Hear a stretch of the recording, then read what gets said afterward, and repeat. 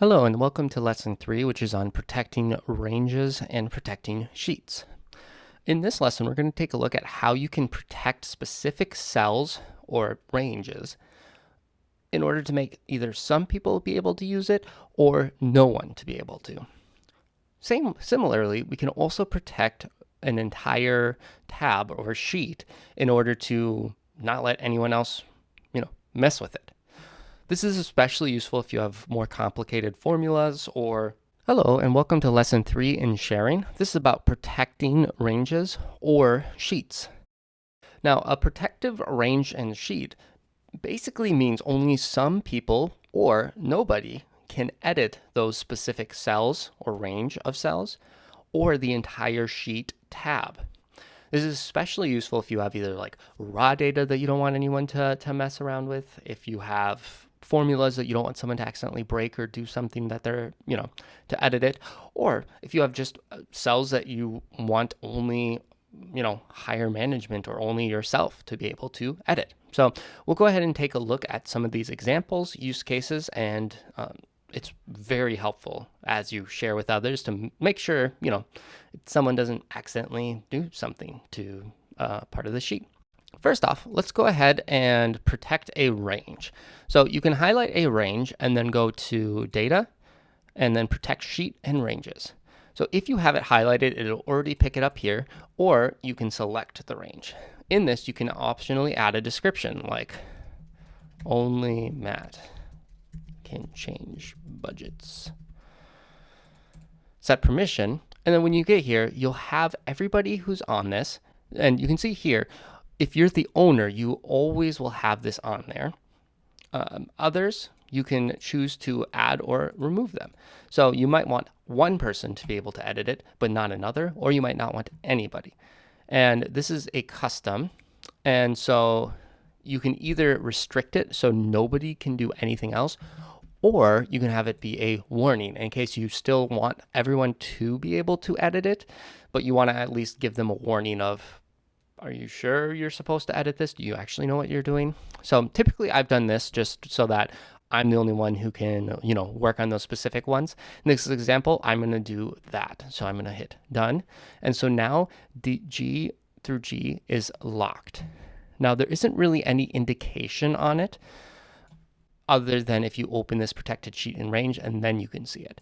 So I'm just going to switch over to Matt Jr. And let's say, well, I kind of want more money in my budget. So once when I click in, everything is grayed out. And if I double click on it, it'll say you're trying to edit a protected range, and I can't. If I'm typing, it'll instantly bring that message. But if I go to these other ones, use this for whatever, I can still edit it. Even up here, as I did that, this entire G, I will not be able to. So same if I want to like delete everything, if one of those cells is in there, it's not going to let me do the entire action. So keep that in mind. Now, if I go up to data and I go to the protected sheets and range, I can see that that is protected. So this would be the spot, and only Matt can change the budget. That's that message I put. So in the next one, let's go ahead and go back to the communication. And let's say that we want to protect a sheet. Right now I have it on this communication, but I can just choose any of them. And we can say, let's not edit this one. And then you can choose to have except certain cells. So maybe you want just this table.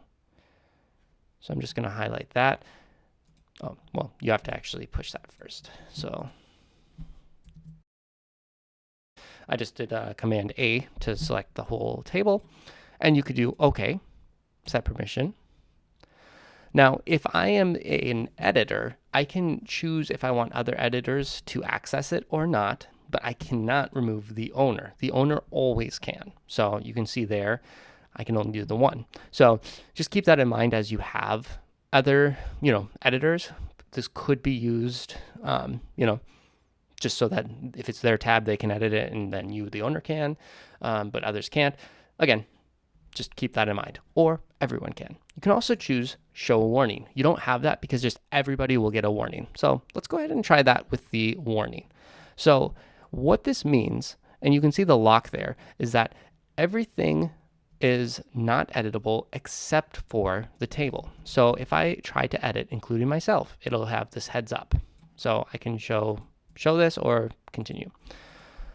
If I go into, if I go into here, which is not protected, I then can have, editing. And let's see if I insert a column. I'll get this warning. Maybe I want to, and then, now this one would be editable because I did the table. Again, it's up to you if you want to do that or if you want everything to be done, you can do that. So this again is with warnings. You can change the permission so that it's just nobody can. Again, since I was in this one, I still can. So it's just every other non-owner. Now, if someone does that and you are the owner, the other editors can't if you change it. But the owner can actually go into that and change this one and actually remove the person, Matt Jr., who made it. So again, that's kind of one of the big things where the owner can, restrict any of those things. So you won't be locked out. It does have the lock icon there, so people would be aware that they can't edit. Again, if you're the owner, you still can. Going back to this, you can do ranges, which is especially useful. And you can have the entire sheet, and then you can, of course, then restrict to having a little part of it be excluded in that. So hopefully you find this helpful. Again, it's a really great way. I've used it for tables like this. I've used it especially if I have a large array formula. I usually protect those ranges so that the spill doesn't get, messed up. Because if someone just clicks in and then just kind of drags, it can break the whole formula and give a ref error. And then, some people might not know kind of what's going on or what's happening with it. So it'll help you if you do set it up and your team for that success. And again, you can always change those permissions too if someone does need to edit it, or you can just have a warning because then if someone accidentally does something, they can just push cancel or say, hey, I was trying to do this. Is that okay? So again, communicating is always important. Protecting ranges is very helpful to, limit potential errors or issues that might come up. So hopefully this all helps. In the next one, we'll look at one of the greatest features in Google Sheets, as well as just the workspace, which is the version history. See you in the next one.